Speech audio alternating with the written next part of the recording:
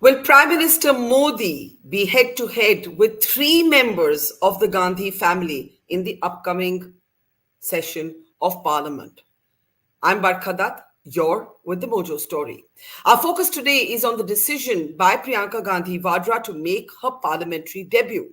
We have seen her as an effective campaigner, mostly in a sense, stepping in for her brother and mother all these years, and this time taking a much more active role in the Congress campaign. Now, Priyanka Gandhi Vadra has made it clear that she is finally going to be stepping into the arena of electoral politics when it comes to Parliament. Rahul Gandhi has decided to vacate the seat of Wayanad in Kerala, and Priyanka Gandhi will be contesting from there. She's a sure shot to win. If not in the immediate upcoming session of Parliament, very soon we shall see the Prime Minister go head to head, possibly with three members of the Gandhi family, Sonia Gandhi and her two children, Rahul Gandhi and Priyanka Gandhi. The BJP has responded as expected by calling this and dismissing it as Parivarvad. The Congress in the opposition has asked the BJP to look at its own dynasts before it criticizes them. The question is this. The Gandhi family has often been under attack. It's been called by critics of the Congress party as a liability for the party. But today, after these Lok Sabha election results, has the Congress managed to convert the Gandhi family into a political asset?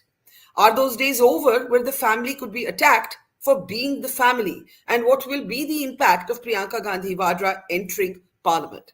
Let's introduce our guests on the program today. We're joined by Dr. Manisha, Priyam, Senior Political Analyst. Welcome to the program, ma'am. It's always a pleasure to have you with us. We're also joined by Tavleen Singh, who's, of course, a well-known author and columnist. Welcome to the program. Also joining us is Pushparaj Deshpande. He's a policy analyst who's worked closely with the opposition parties, also has a book on the Bharat Jodo Yatra, a Congress and opposition supporter. Welcome to the program. Also joining us, Sugata Srinivasaraju, author of a book on Rahul Gandhi and senior journalist, and Ashwini Shahi, senior leader of the BJP, is with us as well. Let me start by playing out for you. All of you, or many of you, would have seen this. But let's again take a look at how Rahul Gandhi made the announcement that he will be keeping the seat of Raebareli and that his sister will be contesting the bypoll from Wayanad. Take a look. I want everyone in Wayanad to know that Priyanka is going to fight the election in Wayanad. But I'm going to be a frequent visitor to Wayanad, and I'm going to be available to the people of Wayanad. And the commitments that I have made, we will stand by them, and we will try and deliver all those commitments. She's going to fight the election. I'm confident she's going to win the election, and she's going to be a very good representative for the people of Wayanad. People of Wayanad can think about it like this. You have now two members of parliament. One is my sister and one is me. And my doors are always open for you throughout the rest of my life. And I love every single person in Wayanad. Thank you.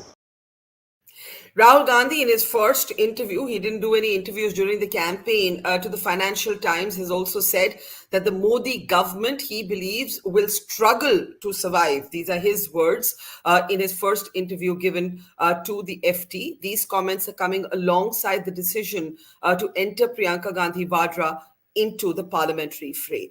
Let me get first responses from Manisha, Priyam. It's interesting how things in politics turn. There was a time when the family was considered a near liability, perhaps the glue that held the party together, but the whole sort of shadow of dynasty, the fact that it took Rahul Gandhi a long time, in a sense, to be able to dismiss the jokes and the memes around him. Today, you're looking at three members of the same family being in parliament, and they aren't being apologetic about it. What has changed?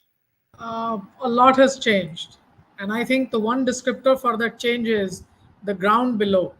And the fact that literally Rahul Gandhi has walked the mile. I do have memories of the 2012 Uttar Pradesh elections. I was tying up my doctoral thesis at the London School of Economics, but continually engaged one hand in the fieldwork with the Uttar Pradesh Assembly elections. And at a Phulpur rally, I heard a Dalit woman say, जवाहिरों के नाती के पैजामा में धूरी लाग गई. And I think that was a sentiment expressed, that you couldn't be the elite grandson of a tall leader of Indian politics and claim politics as your own. Today, as I see him come back to that very geography, mimicked, targeted, and much maligned. He's literally walked the mile today that he can claim that ground below his feet to be his own. As far as his sister is concerned, I have vivid memories of the 2019 parliamentary elections. There was a very resurgent Samajwadi Party along with the BSP and the Bua Bhatija combination. And there was Priyanka Gandhi on the other side, Pramod Krishnan, who's now torn his ties with the party, guiding her then. And Priyanka Gandhi sitting in a temple in Vindhyavasini Devi's honor, the Vindhyavasini Devi temple, and she was being, dressed up to pray to the mother deity. Now, those are personal beliefs. I have no comments. But that Priyanka Gandhi wisened up to lead political campaigns in Karnataka, in Himachal Pradesh, in Madhya Pradesh, in Uttar Pradesh, at least if not any other state, around issue-based themes. And those issue-based themes, Barkha, I have been noticing since 2020, after the COVID, whenever there have been elections in the states, economic distress, hardship of labor, simply living bare lives of the ordinary poor have had a lot of ring in state level elections. For Priyanka Gandhi, there's been win some and lose some, but a lot of political maturity.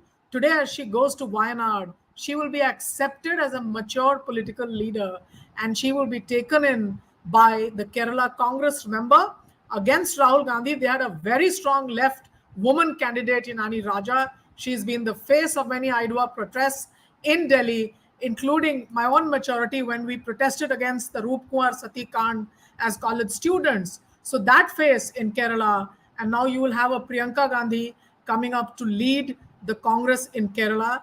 And I would see this as a mature acceptance of a political leader that has emerged, and that is Priyanka Gandhi. Before I open this up, are you saying today that the idea that three members of the same family will be in parliament, because they are going to be in parliament, Priyanka Gandhi is going to win from Wayanad, I think we can safely make that prediction. Are you saying dynasty, parivarvad, no longer matters? Because there was a time in the same political trajectory of the last decade that the BJP was able to make this a very effective issue. Kya wo issue dead hai? On your panel, you have very eminent literators and writers. Parivarvad has mattered, including for the BJP. Let me give you one example. When Rajmata was on one side and the son Madhuraj Scindia ji was on the other side, then the daughters came of age and they were also in parliament. Now, even in this election, you've seen H.D. Kumaraswamy and Prajwal Revanna.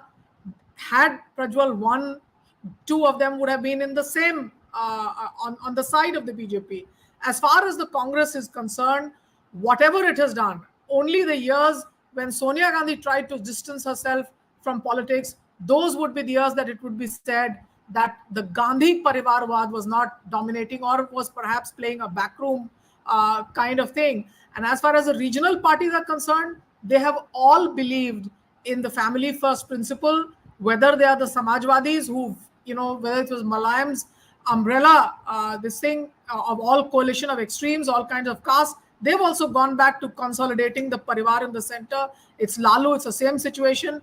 Even the TDP, where you had Parivarvad in another form of drama, the coup led by now the Chief Minister Chandrababu Naidu, once again of Andhra, the truncated state, a lot of the family consolidates behind him. Yeah. So therefore, politics in India does remain a bastion of families, including for the BJP, which twists. And I believe that the Supriya versus Sunetra battle, I think, was one of the preconditions when Ajit Pawar joined, that when you join, your wife will fight this. And many members of the RSS had been telling me, Dekhiega, Baramati mein ye hoga. So Parivarvad remains integral. Which literary and dramatic form it will take, we do not know. But that's the theatre of the absurd. Family remains important. So let me bring in Tavleen at this point. I think that's correct, that Parivarvad extends across parties, regional parties in particular. But, when you look at the Congress party today, they're on the high of this election result. Rahul Gandhi argues that Modi is going to struggle to survive. I'm quoting his interview to the FT. And Priyanka Gandhi has clearly become another sort of weapon in the opposition arsenal. There was a time not so long ago, I think a few months ago, when Prime Minister Modi tried to define what is dynasty. And he said dynasty is not Rajnath Singh ke bete aa gaye, Chandrababu Naidu ki beti aa gaye, it's when the entire organization is controlled by the family. The Congress may well still be that today. Many other parties may well be that today. But the opposition has decided it doesn't care. What do you think of this move? Look, I have been, ever since I became a political reporter during the emergency, I've been against dynasty, all dynasties in, hereditary democracy. I've been against it because it weakens democracy. It keeps out of parliament people who should be there for what they've achieved in public service, in social service, or whatever, which is the reason, because actually politics is meant to be a form of public service, not the service of your family. Now, please remember how this started. During the emergency, Indira Gandhi handed over the Congress party and India to her son. That's where the beginning of it. Until then, we did not have every political party as as a kind of family business.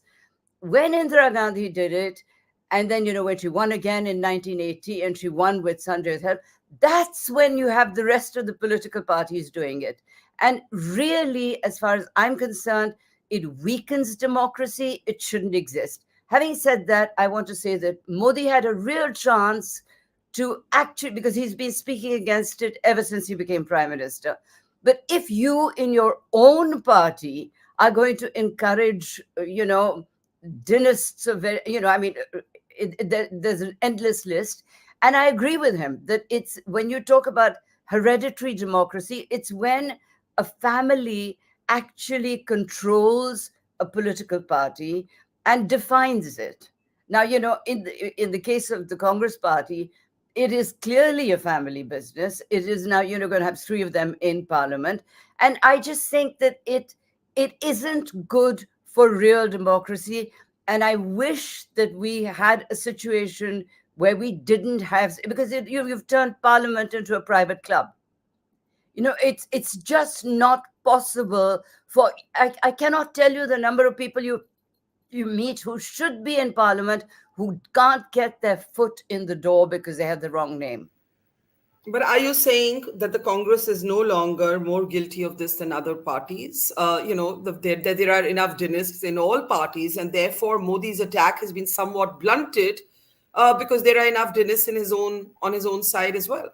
It has been blunted, but it shames India that every regional political party, in fact, every opposition party, is actually a family business.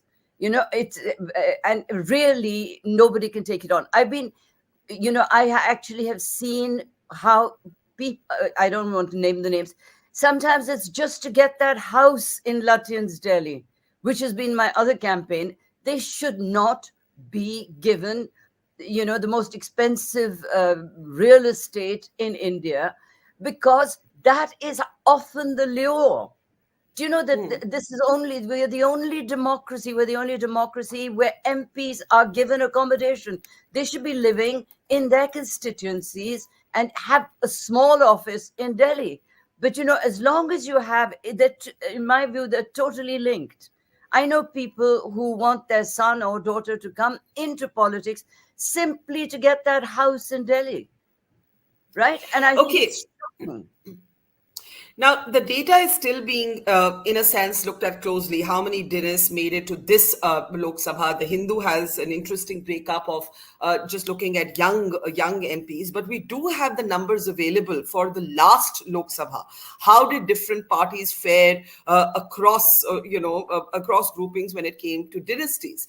And as those numbers come up on our screen, Ashwini, Shahi, आप क्या बोलेंगे कि जब BJP के अपने ही गुट में या एलाइज में इतने सारे डिनिस्ट हैं, तो वो जो एक इम्पैक्ट होता था उस अटैक का, वो आज इतना नहीं जोरों से होता? इस पे आप क्या बोलेंगे?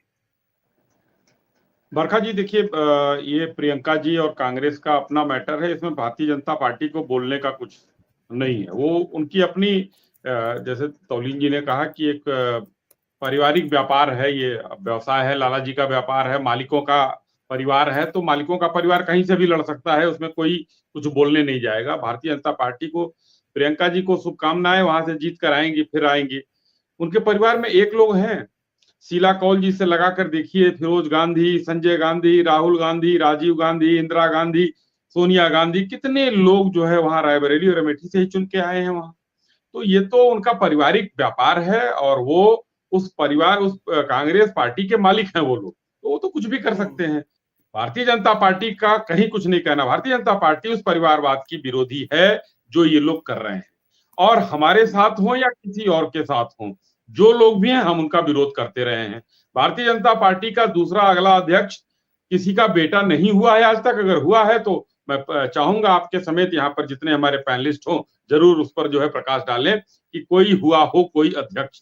यहाँ पर तो देखिए मुलायम सिंह का बेटा ही अध्यक्ष होगा, लालू प्रसाद यादव का बेटा ही अध्यक्ष होगा, करुणानिधि जी का बेटा ही अध्यक्ष होगा, राहुल गांधी जी के पिताजी, माताजी, दादी जी सबके बाद वही अध्यक्ष होंगे, चाहे उन्हीं का परिवार भले ही अध्यक्ष चुना गया है।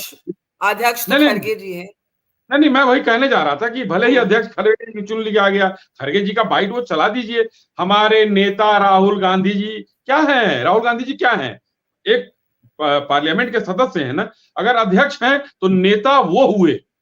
लेकिन खड़गे जी का जो बयान था कि हमारे नेता राहुल गांधी जी, तो भाई अब ये तो दिखाई दे जाता है कि मालिक कौन है नौकर कौन है, साफ साफ दिखाई दे जाता है। यहां पर वो चीजें दिखती हैं तो हम लोगों को, लेकिन असली बात तो उसमें आप उस तरफ गई नहीं। जो रॉबर्ट वाड्रा जी का एक बाइट चल रही है कि इस बार मैंने कहा कि मैं नहीं मानूंगा, इस बार प्रियंका को मैंने कहा कि ना नहीं सुनूंगा, उनको संसद के अंदर हम देखना चाहते हैं, सिर्फ प्रचार के लिए नहीं बनी है वो। क्या परिवार में सब कुछ ठीक है? और एक आज और नई चीज हमको पता चली, एक टेलीविजन का मैं चैनल पर देख रहा था, कुछ डिबेट हो रही थी, तो राहुल जी ना तो रॉबर्ट वाड्रा को फॉलो करते हैं एक्स पर, ना रॉबर्ट वाड्रा उनको फॉलो करते हैं। अब किसने कब अनफॉलो किया, ये बड़ा मजेदार किस्सा आज लोगों ने चटकारे लेकर सुनाया उस पर।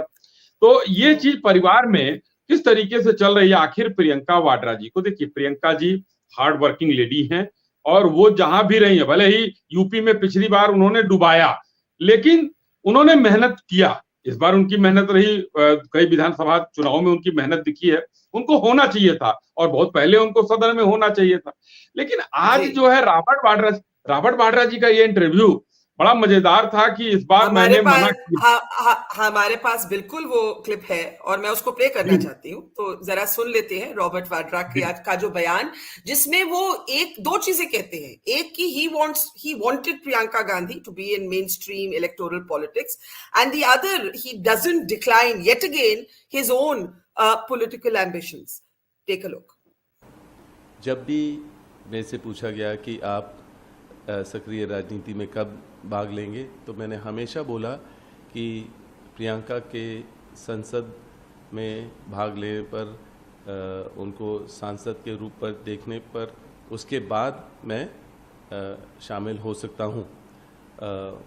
पर इस बारी जब जो डिसीजंस बन रहे थे तो उसमें मैंने ज़रूर ज़्यादा मैंने बोला इस बारी कि नहीं, मैंने बिल्कुल ना सुना नहीं। मैंने कहा बस अब सक्रिय राजनीति में और संसद में होना ज़रूरी है उनका, खाली प्रचार के लिए नहीं, और खाली जो वो इतनी मेहनत करते हैं। तो मैं चाह रहा था कि वो जो उनके महिलाओं के नारे वो लगाते हैं कि मैं लड़की हूँ, लड़ सकती हूँ, या अलग अलग जो मेहनत करते हैं, वो बड़े पैमाने पर और पार्लियामेंट में होने पर वो अपने काम और अच्छी कर पाएंगी, देश की सेवा और तरीके। So quite clear there that he is not saying no to his own political ambitions, and also saying that he was very keen that she doesn't hesitate this time to step in. Tavleen, I can see you smiling before I come to Pushparaj and Ashwini. एक line से अपनी बात खत्म करता हूँ। देखिए Robert जी का आपने सुना दिया, और उनको उनकी इच्छा थी, वो तो बेचारे खुल के कह रहे थे कि हमको यहाँ से लड़ना चाहिए, मुरादाबाद मेरा घर है, अमेठी की जनता बुला रही है, रायबरेली की जनता हमारी है। मगर एक बात और देखने को मिली, जो कांग्रेस में अभी जिसकी चर्चा भी यहाँ हो रही थी, उसमें ये देखने को मिला कि जो परिवार की सत्ता है वो पुत्र को ही मिलेगी, पुत्री को नहीं मिलेगी। रायबरेली को अपना बेटा सोनिया जी ने सौंप दिया, लेकिन बेटी नहीं सौंपा, बेटी को वायनाड भेजा। ये इटली का भी कल्चर है कि पुत्र को ही सत्ता मिलती है हर जगह का, तो वो देखने को मिला कि प्रथम जो है राहुल गांधी ही हैं, बाकी उसके बाद ये हैं। तो परिवार में कुल मिलाकर सब ठीक नहीं चल रहा है, ये जरूर देखने लायक बात है। जी जी, आपने ये इंटरेस्टिंग बात कही that the political legacy is that of the son. Let's come out of these pictures. I think Tavleen had a brief interjection, and then Pushparaj and Sugata have been waiting. Can we please go to the panel? Yeah, Tavleen, go ahead. Hang on, can we unmute Tavleen, please? Yeah, there you are. Yeah. There are corruption cases against Robert Vadra. Yeah. I'm very glad that you brought him into this discussion, because the main reason, and I've actually studied this, the main reason why why politicians bring their children into the family business is money. It's all to do with making money. It's not desh ki seva, it's apni seva. So that's another reason. So, and I just want to make one brief point. I said to Arun Jaitley when they first became, in 2014, I said, Arun, throw these guys out of Lutyens Delhi. Don't let them live in these houses. And you'll see a new kind of politician coming into parliament. And he said, we'll do it in the second term. Unfortunately, they still haven't done it. And Modi could have done a lot more to stop this real corruption of Indian democracy. But as it could be argued, Tavleen, that an old elite has been replaced by a new elite, and structurally, actually, you haven't changed that much. Modi can claim this, the narrative of being a self-made person, but not everyone in the BJP or their allies certainly can make that claim. Pushparaj, how does the opposition prevent this moment from becoming a debate over dynasty? Are we saying dynasty is a non-issue because every party, as Manisha Priyam said, has politics remains a bastion, as it were, for family politics to play out? Or are we missing the story here? The story here is also that the same family that was considered a political sort of noose around the Congress neck and inevitability is today their calling card. Hi, Barkha ji. Thank you for having me back after a long hiatus. I was beginning to suspect Mojo thought I've lost my mojo. See, personally... No, not at all. It's good to have you back. Please go ahead. That's very kind of you. Firstly, I find the BJP's charge of dynastic politics a bit rich, given it has no less than 20 cabinet ministers who are dynasts. Additionally, I keep praying that people, not just on this panel, but also outside, wake up from the past, from the slides of the past, and smell the coffee today. It's been 33 years since the Gandhi has held executive power. It's been a quite number of few years, additionally, that Mallikarjun Kharge is the Congress president and the chairperson of the India bloc. K.C. Venugopal is the general secretary of the organization. Gurdeep Sappal is the general secretary of the admin. Ajay Makan is the treasurer. Unless these people are privy to the inner workings of the Congress party, I can safely say, given having worked with the Congress closely, that the Congress party's top leadership is now functioning consensually and as a panchayat. So unless, and also I just want to make sure that I am sure I misheard, but I hope that the BJP spokesperson wasn't insinuating when he made the comment about Malik and Naukar, that RG is the Malik and Khargeji is the Naukar when he made that comment. Because if he did, and I could be mistaken, I'm fairly certain the SC/ST Prevention of Atrocity Act would be applicable if he did. And I would urge him to be cautious going forward. But to be fair, he was using it as a metaphor, not as a literalism. Nevertheless, let's be fair. Let's be fair. No, the law is law. It goes into, it doesn't matter the intention. I understand, but it was not an anti-Dalit I'm just making a point. I could have misheard that. Okay, let's carry on. Yeah. Secondly, if the people of Wayanad feel that they're getting shortchanged and they feel that dynastic politics is a problem, trust me, like they've sent a signal to Pradhan Mantri Modi this time around, they will be also doing so in the ensuing by-elections. Priyanka ji is fighting an election. No matter what these experts for hire say on TV shows, she is not getting anointed, nor is Rahul Gandhi getting anointed. If she wins from Wayanad, if he wins from Raebareli, they have won the people's mandate. Who are we to question the people's choice? It is frankly very insulting to sit in a TV room, not venture out and see that, these people are getting voted in by lakhs of people and then question the people's vote. It's unfair. And I again want to go back to the point that they don't hold any organizational post anymore. Plus, it's been 33 years since they've held executive power. That is the second point I wanted to make. Thirdly, I don't genuinely see how this has become a personal issue. I'm personally quite excited about the structural implications of this development. because for the first time in a decade, and everyone here who is a centrist will agree with me on this, for the first time in a decade, we have 240 MPs sitting in parliament, up from less than 100 in the last parliament. This is a force that is not going to be able to, the BJP is not going to be able to suppress or suspend easily. Amidst this formidable opposition, apart from Rahul Gandhi and Shashi Tharoor and Manish Tiwari, you have Akhilesh Yadav, Supriya Sule, Kanim Modi, Anil Desai, and now you're going to be joined by Priyanka Gandhi. Irrespective of what you think from as to where she comes from, she is extremely competent and capable. She is very dulce, she is very sophisticated. She's going to enrich parliamentary discourse, and we want that. We want to have very healthy discourse and so on and so forth. And the last point which I wanted to make, which is something that goes beyond, it's a larger political point.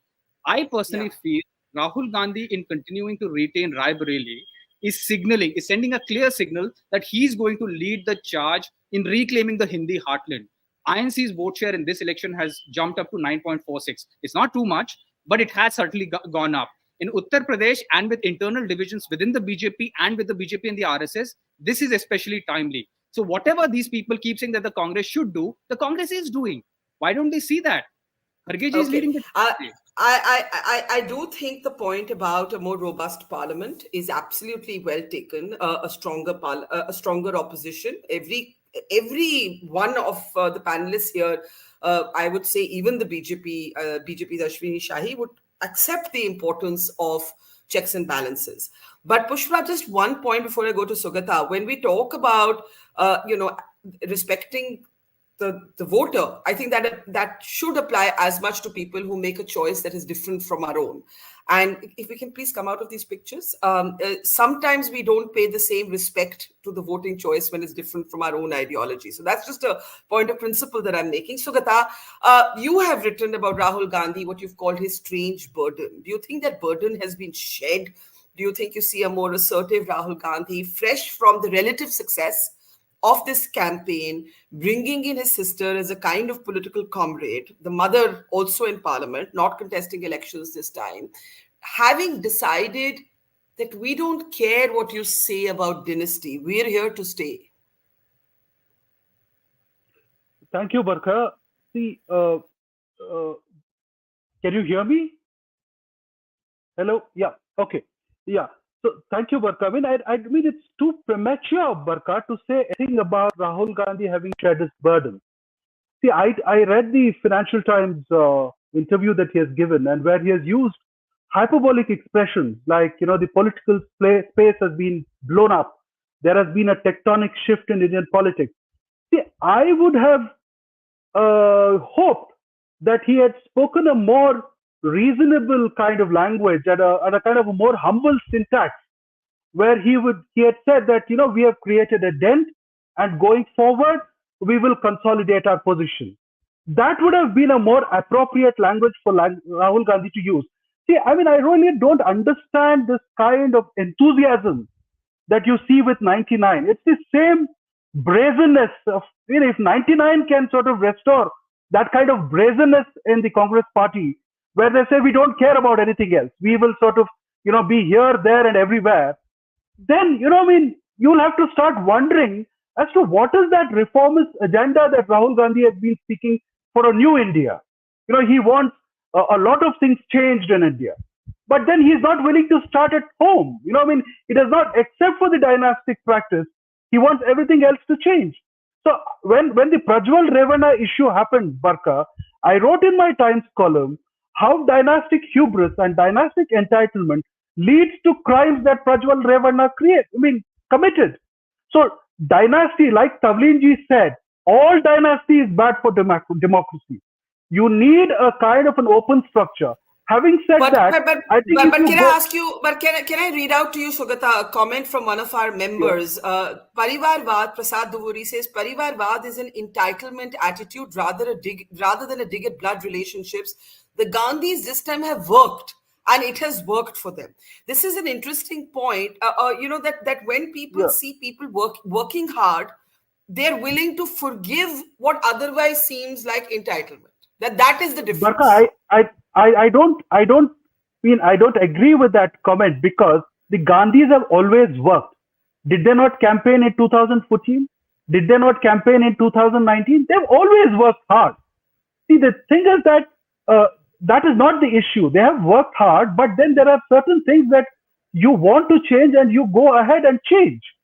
So that you don't see happening because, there is a certain, I write about this in my book, that Rahul Gandhi has never criticized his grandmother's policies or his father's policies, right? So there is a certain kind of, not wanting to sort of speak about certain things, but speaking about other things. But, going back, caste itself is one of the biggest, caste is the biggest kind of hurdle. If you look at caste and hierarchies and access, I think caste is the biggest problem. Caste is the biggest dynasty in India. So what do you think? Sorry. Just a question before I take it back to the panel. You made a very important point about why the hyperbole at 99 seats. What do you think of Priyanka's entry into parliament? See, Priyanka's entry, I don't know, somebody made this comment. See, I think by choosing Raebareli, Rahul Gandhi has sort of, adhering to the conventional wisdom of Indian politics that the route to Delhi is via Uttar Pradesh.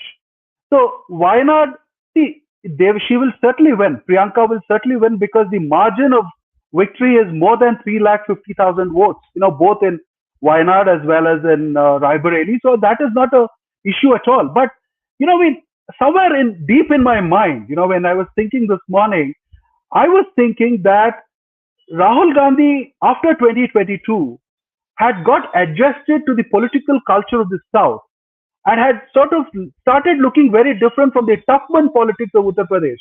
So somewhere deep within, I thought Rahul Gandhi will want to continue with Wayanad, and Raebareli would be given to Priyanka Gandhi. But then, there is, I think, this question of inheritance and this confusion, which I don't want to get into because we don't know for sure. But the question of inheritance is something that we have raised in this program, a few months earlier. There has been that claim, but that conventional wisdom, he adhering to that conventional wisdom is something very interesting. Giving up all that he sort of started embracing after 2022, that is the Dravidian federalist, political line. But there's a reason for that. They've been buoyed by the outcome in Uttar Pradesh. Without what happened in Uttar Pradesh, Modi would not have lost his majority mark. Uttar Pradesh, Maharashtra, and Bengal, but essentially Uttar Pradesh. Just once again, Barkha,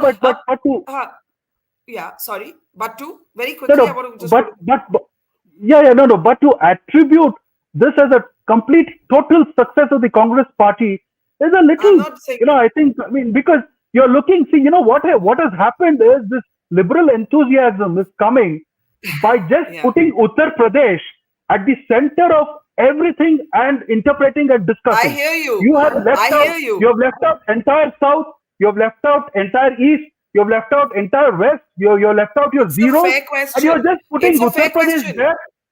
Whereas even in Uttar Pradesh, your six is courtesy Samajwadi Party. Let us be very honest. It is a fair question, the liberal enthusiasm or the over-enthusiasm, and a quick response from Pushparaj before I go back to Dr. Manisha, Priyam, and then the others. Why this hyperbole at 99? I see it. I see that the opposition senses at least legislation to start with is not going to be unilateral anymore. And so there's reason to, as you said, celebrate that as a robust democracy. But why this hyperbole at 99 seats? Do you want to respond to that? Yes, very quickly, of course. To take a boxing analogy, we've given a black eye in June 2024. In the next, in October, November, we anticipate that the India bloc will give a body blow to the NDA in Maharashtra, Jharkhand, and Haryana. And the fact of the matter is, why this hyperbole is, just look at the context in the last 10 years. Everyone knows. I mean, Tavleen ji, I follow her columns very rigorously. She's written about the kind of institutional capture, the kind of constitutional and institutional deviations that have happened in the last 10 years. It seemed unsurmountable. It seemed impossible. This behemoth was just too much to handle.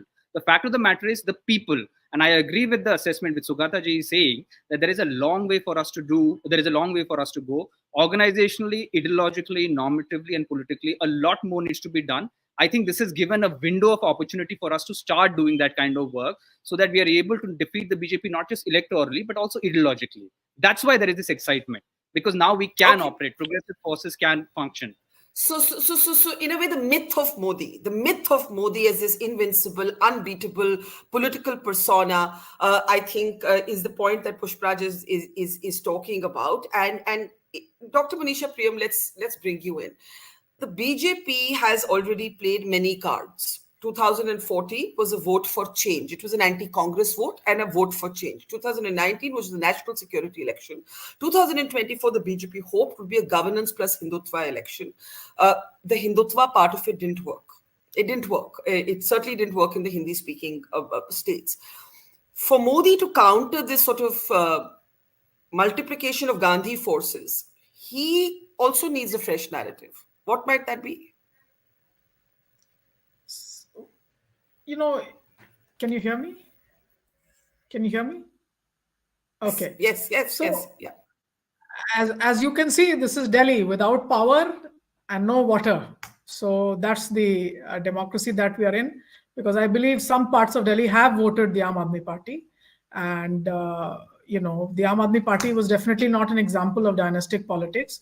Now, I'll answer your question, but before that, allow me to lower the scale of the question, research-wise, right? Now, who on earth believed that Hemant Soren would be put in jail?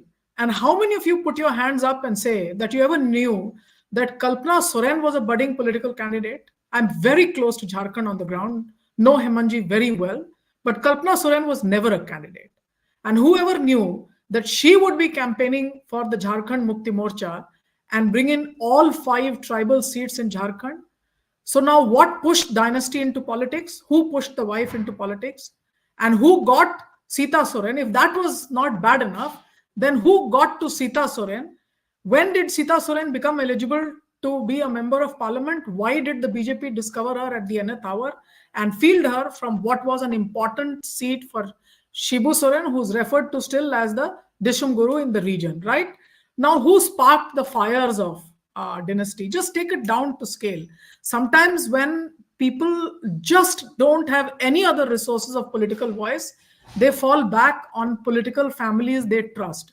So yes, there is a Gandhi narrative. There is a narrative of dynasty at the top, but there is a narrative of people at the bottom. And I can tell you, at least 200 of those seats that you have in our respected parliament consist of the people who barely raise their hand and say, oh, I matter. And I can tell you that of the entire panel here, I must admit, and this is a healthy health warning, that I do belong to a political family where my father died 16, 17 years ago. We wrapped him in the tricolor, put him to rest. Nobody's ever heard of who he was. But this time around, my mother, who was a member of parliament in the 1990s, was asked by her constituents to come out at the age of 85 and to brave the heat in Bihar in 50 degrees Celsius. And people from my village would send me pictures of what was going on. So who called for dynasty? Not us. We never stayed, Tavleen ji. That Lutyens Delhi, we decided was not for us. We believed that we must stay away and never stayed in the shadow of our parents, never in the shadow of my father who took oath as a cabinet minister. None of these names are known. But why is it that the entire constituency comes and falls back on a family? Because when they believe that the government is not listening to the voices of the people, ultimately, either they want to have 2 choices. Either they want to have a leader who's from amongst them, as Rajaram Kushwaha was from Karakat. There was a very important leader of the NDA alliance there, Upender Kushwaha, the Kushwaha leadership that the BJP was banking on. Now, who's coming up? A farmer leader. And the entire discourse in that constituency, we tracked it with 2 eminent students from Ashoka University. They said, don't talk about Ram Janam Bhoomi, talk about farming issues. So here was the NDA leader talking about farming issues. Who wins? A leader of their own. Who wins against the very important Home Secretary standing from the constituency of Ara? A young man called Santosh Prasad, who many editors of the Navbharat Times remember from the prestigious Times of India group, that he used to stand outside the offices and say, this is our party pamphlet, uncle, please publish it. Now, he's the son of a sweetmeat shop owner. So either that becomes a way of putting your hand up and say, We count, we matter, listen to us, or they fall back upon families that have ever represented them and that they believe will see them forward and put their voice and represent it as they Okay. want to represent it. I think there are lots of people who want to respond to you. So if just your last comment, then I'll open it up. Luton's Delhi is certainly away. I mean, those are very valid points. Don't want that to, come anywhere. So there is a narrative of the people in all this. Take the scale down and you will realize. There can be another example. Okay. Now, I remember my memories of the Central Hall ladies lobby. There used to be one in the 1990s, and there was dynasty in another state. And that was that women from princely states without any parliamentary caliber, and I will not name the political party, but I can tell you which political party had the maximum princesses sitting in that royal chamber behind the Central Hall, and you can take a guess and understand which was the political party. Okay. Dynasty. Okay, Tavleen, Manisha, Manisha Priyam says, put Lutyens Delhi away, but political families survive because people often place their faith in them. And what are you going to do about that? Yes, because we moved from colonialism, feudalism, straight into socialist feudalism. We haven't given the people a chance. Whenever people who have risen up, have been allowed to rise up in a constituency, have been voted in, they do much more work than these. And if Lutyens Delhi is a metaphor, excuse me, Lutyens Delhi is the same in every state capital. They have what do you think they're there for? They're buying land, they're opening colleges, etc., because that is what they're there for. They serve their family first. And it's the same as the royal family. The reason why so many princesses do well and princes do well is because, people see it as just a continuation of what we've always had. That is what has to change. That is what democracy is strengthened when you allow other people a chance. And before before Indira Gandhi did what she did, there were real political parties in India. I remember them. Anyone who's old enough to remember them. I just want to make one other point. Pushparaj just said, no member of the Gandhi family has been around for 30 years. Excuse me, Sonia Gandhi appointed 2 prime ministers. She appointed them. They were chosen by her. All right, now come on. We all know who de facto prime minister was in the time of Narasimha Rao was a bit defiant, but Manmohan Singh was, there were files going to Sonia. What are we talking about? Let's not pretend. And power without accountability was a system she started, and that's even more dangerous for democracy. So, I'm sure that Rahul Gandhi might follow the same principle. It isn't good for India because you must have accountability. Sonia Gandhi is not accountable. Pushparaj briefly, then Sugata, then Ashwini ji. Manisha, Manisha has one sentence since it's Manisha, Dr. Manisha Priyam, one sentence, then Pushparaj, and then Sugata. Manisha. In Jharkhand, Champai Soren is the chief minister. Kalpana Soren is only campaigning. And who pushed her into politics? Okay, that point has been made. Pushparaj, pick up the point about, Sonia Gandhi, the kind of extra, the power without the accountability is what the Congress was criticized for in the UPA years. Quickly, and then Sugata and Ashwini ji. No, I think this is some kind of chimera that has been brought up again and again. I think the Congress Parliamentary Party, I am fairly certain, voted Manmohan Singh in as Prime Minister, and she might have nominated him. There's no denying that, and it was her prerogative to do so. But the Congress Parliamentary Party, in the first time, 145 MPs. Why was it her prerogative? Why was it her prerogative to do so? Because the campaign was led under her. She led the campaign, so it was her prerogative to. And she was party president. It was her prerogative, like it will be Khargeji's prerogative to nominate whoever he deems would be the prime minister whenever that time comes. That's one thing. And the second thing is, the same thing came up in 2004 or 5, I can't remember, 5 or 6, sorry, when there was an Office of Profit controvery, when the NAC, the same arguments were made by the BJP then, that she's exercising power without accountability. She came back, she resigned, I'm fairly certain she resigned as MP, she got re-elected, and she was, the NAC became a formal body. Constitutional body, which she has maintained, and I know that she's written this in a book that I have authored, to the Great Indian Manthan, where she has said that if it was purely an advisory body, there were many instances where she's taken pains. If someone would take the pains to read that book, she will go on to cite multiple instances where she is not, the Prime Minister has refused her advice and refused to do something. And she says that, ultimately he's the elected executive, we can't do anything.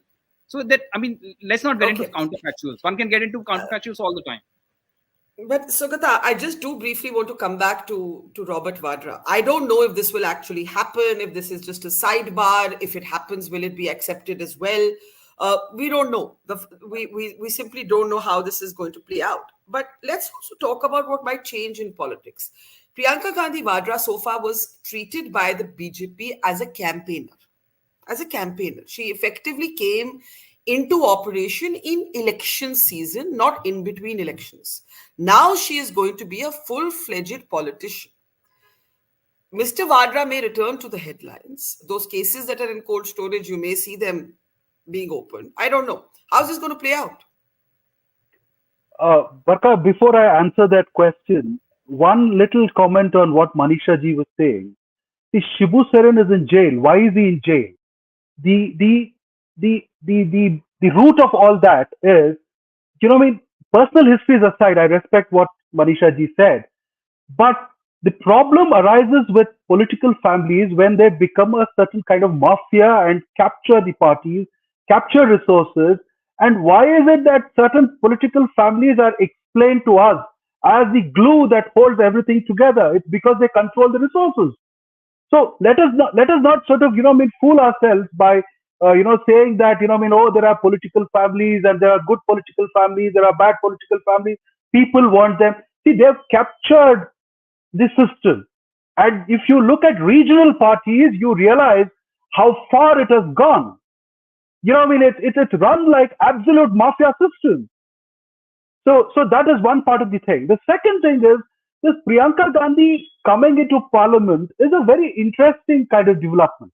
I personally see it as a very interesting development. But the question that comes to my mind is, in the last 20 years, Rahul Gandhi has not developed a certain parliamentary style. He is not very methodical in his approach. He's by and large very erratic and, just throw something, and very emotional, well-meaning, of course. All that is fine. But then, if Priyanka comes into parliament and looks methodical, reasonable, logical, able to handle the paper in the papers or present an argument in a far more eloquent and forceful way, then how are the congressmen going to respond within the party? Within the party, what is going to happen? There is going to be comparison. There is going to be competition. So it's going to be very interesting to watch how Priyanka will emerge. And you already heard what Mr. Robert Vadra has been speaking. So we don't know. This inheritance on one side, the methodological kind of advantage that she has, the eloquence that she carries, and the total absence of parliamentary method in Rahul Gandhi in the last 20 years. And the most important question, Barkha, is has he made up his mind on being leader of opposition? That's power and responsibility. So will he lead from the front? And I think Pushparaj said something, I think it was a slip of tongue, where he said, it is the prerogative of Kharge to nominate a prime minister.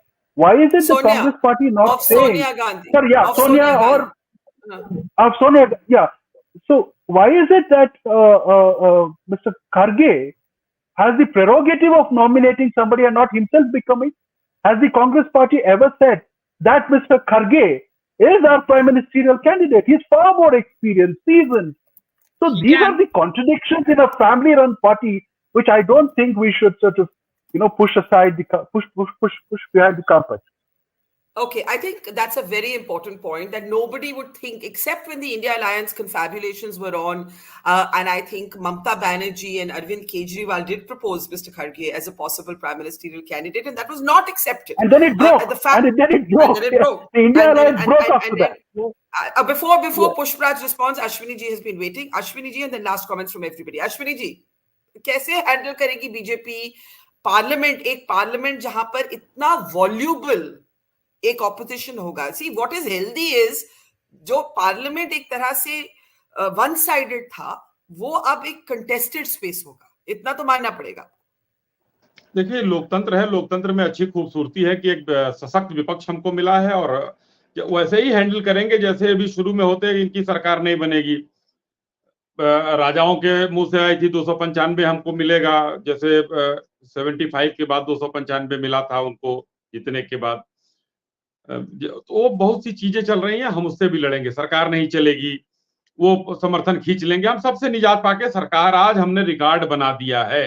तीसरी बार माननीय प्रधानमंत्री मनमोहन सिंह जी, नरेंद्र मोदी जी हुए हैं जवाहरलाल नेहरू जी के बाद। मैं कहना चाहता हूं कि अभी हमको पुष्पराज जी बता रहे थे, जो वे नौकर और मालिक का कुछ इन्होंने सवाल उठा दिया, मैं उसको अंग्रेजी में कह देता हूं एम्प्लॉई और एम्प्लॉयर। ये तो अच्छा लगेगा ना पुष्पराज भाई? तो एम्प्लॉई जो है दो, अभी तौलीन जी ने कहा दो उन्होंने रखे। और देखिए, जो सलाहकार समिति राष्ट्रीय बनाई गई थी वो प्रधानमंत्री से ऊपर थी। प्रधानमंत्री जी हाथ लेके पीछे खड़े रहते थे और सोनिया जी आगे बढ़कर हाथ मिलाया करती थी। तो सुपर प्राइम मिनिस्टर हम लोग इसीलिए कहते थे, वो अपॉइंट किया करती थी। तो मैंने एक सरल शब्द में कह दिया मालिकों का परिवार और दूसरा उनके नौकर। ये मैं गलत अपने शब्द वापस लेता हूं, एम्प्लॉई और एम्प्लॉयर कह देता हूं, ये तो अच्छा लगेगा। इंग्लिश के शब्द काफी अच्छे लगते हैं, हिंदी वाला थोड़ा सा कठिन चुभ जाता है तीर लोगों को। लेकिन आज क्या उत्तर प्रदेश और उत्तर भारत के जितने वोटर हैं समझदार हो गए? आपके जो बहस का विषय था वहां का साउथ से जो है प्रियंका जी मान लीजिए लड़े, अच्छी बात है, मैंने तो उनको बधाई दी। लेकिन राहुल गांधी जी जिस दिन वायनाड गए थे उन्होंने कहा उत्तर भारत के लोग समझदार नहीं है। आज समझदार हो गए क्या? या राहुल गांधी जी समझदार पहले नहीं थे, अब समझदार हो गए? दोनों में कोई तो हुआ है समझदार, ये देखना पड़ेगा। ये बड़ा दिलचस्प चीज है कि कौन समझदार है। और तीसरी बात ये कहना चाहूंगा कि राहुल गांधी जी उत्तर प्रदेश से इसलिए हैं कि वाकई प्रियंका गांधी को आगे नहीं बढ़ने देना चाहते हैं। और मुझे दिखता है कि प्रियंका गांधी वाड्रा में राहुल गांधी जी से बेहतर नेतृत्व की क्षमता है, इसलिए उनको किनारे किया गया है कि आप उधर से आइए, मैं उधर से नहीं जाऊंगा। अब तीसरी ये सवाल के साथ आपको छोड़े जा रहा हूं बरखा जी, कि समझदार कौन हुआ है, वोटर या राहुल गांधी जी? इसको देखने की बात है, जरा सा इस पर विचार करिएगा, समझ में आ जाएगा तो मुझे बता दीजिएगा। नहीं, आपने एक अच्छा सवाल उठाया पुष्पराज, कि जब लोग मोदी को वोट देते हैं तो क्या वो समझदार नहीं है? आपने कहा कि जो डिनिस्ट को वोट देते हैं वो लोगों की मर्जी है। In Amethi people chose Kishori Lal Sharma over Smriti Irani.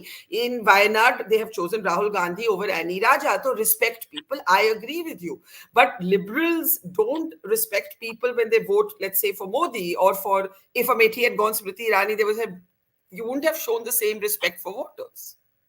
No, I think I've been calling Pradhan Mantri Modi. I record the respect that is due to him. I respect the voters' choice.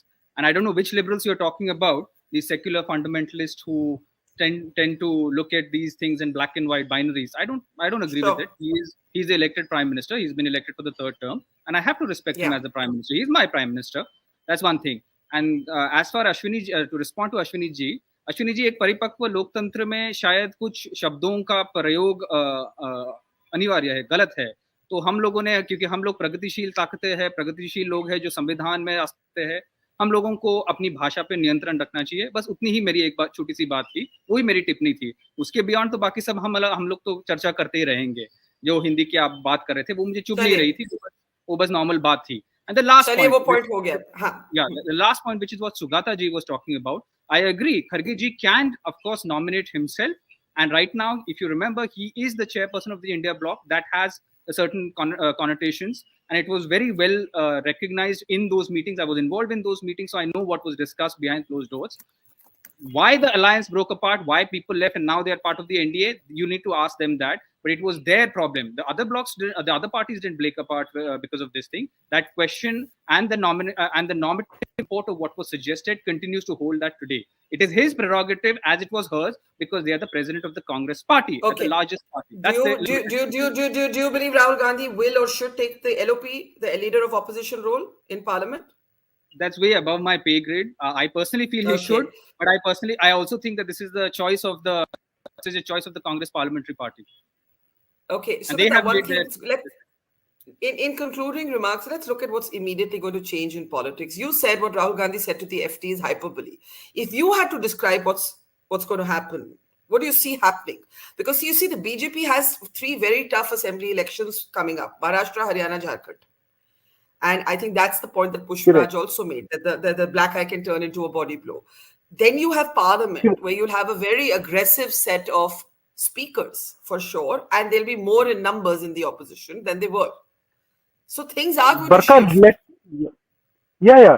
It can also go the other way, Barkha, because let me remind you of November 2023, when the Congress was extremely confident that it will win Madhya Pradesh, Rajasthan, and Chhattisgarh. It went the other way around. So until then, the Congress was not even willing to speak to its India alliance partners. So I have been in regular touch with Lallan ji or Nitish Kumar, Deve Gowda, and all these people. They excluded everybody. So now, anything can happen. Yes, we'll all be very happy if Congress wins more states, Congress allies win more states. See, the best thing is about this election is that there is a certain sobriety that has been restored to Indian democracy. So that is something which I am really happy about. But, if Rahul Gandhi is trying to present a reformist agenda before India and still not being very, very cagey about dynastic politics and is sort of speaking with a certain hubris at 99, I think that is not a good sign. I think he has to sort of roll back his, syntax. He is to sort of say, as I said to you earlier, that yes, we had a great fight this time. We have pushed Modi back. We have ensured that the BJP does not get a majority, but we have a long, work ahead. We have dented the BJP, but I think they're still very strong force. Hindutva is not over. Uttar Pradesh's result could be an internal sabotage than the exclusive hard work of the Congress party or the Samajwadi Party. Okay, that's an interesting thought.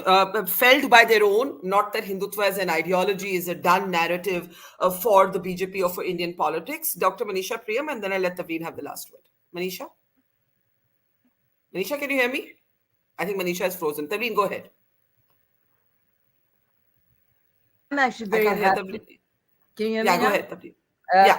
I'm actually very happy that there's a strong enough opposition in Parliament, because democracy cannot function without a strong opposition. And we've seen a lot of illiberalism in the past, particularly in the past 5 years. And I really hope, whether it's Rahul or Priyanka or whoever, I hope that they stand up for the values that made the Congress party important. I hope they stand up for real liberalism, for secularism, for democracy, because those are the things that define India in the world. But, already there's too much, boasting and entitlement. And, if my sister had stood against the prime minister, she would have won. That kind of thing is ugly, and I hope that stops. Okay, let me give Manisha the last one. Manisha ji, if you can hear me, do go ahead. So let me tell you that it is the voter that matters. And remember, hubris is something that has been voted out in this election. Certainly 99 is not equal to 272, and 240 is not equal to 272, let alone 400 or 370. So the one thing that the people could do was to tone down the hubris, and they've done it at all points of time. When Indira Gandhi inherited the mantle, remember, there's an opposition that stood up and said, this was Gungi Gudiya. So let us not forget the history of the past, and let us remember that the voter will find their way, dynasty or no dynasty. There could be many arguments, and I could endlessly go on. But the fact is that the time is now to address people's issues. And if the people don't see either the ruling party or the opposition aligning themselves to people's issues, I can tell you that the days ahead will be one of correcting democracy towards what it should be, vox populi. Vox populi and hubris voting out is something I think we can all agree on. Sugata, did I see your hand go up? Did you have something to add? Just 1 second, let me unmute you. Yeah, go ahead. Yeah, sorry, start again. No, because Manisha ji spoke about Indira Gandhi. I just remembered that the 1977 election, the watershed election, when the Congress was routed completely, Indira Gandhi still got 145 seats. 50 more than what Rahul Gandhi has got out in his third election fighting Modi. So, I mean, hubris has to be toned down, brazenness has to sort of come down, and I think he has to recognize the fact that he has a long road ahead. And Modi is a wounded tiger. The ferocity with which he'll come back and attack may be of a very different scale. So I think it is better that we all remember that. Okay, we leave it there. It's been a fascinating conversation, Sugata, to Pushparaj, Dr. Manisha, Priyam, Ms. Tavleen Singh, and earlier to Ashwini ji, and to our audience. Thank you for watching. See you tomorrow. It's great to see you here. Thank you for watching our work. If you haven't subscribed yet, don't forget to click the bell icon and subscribe to Mojo Story and support independent, robust journalism.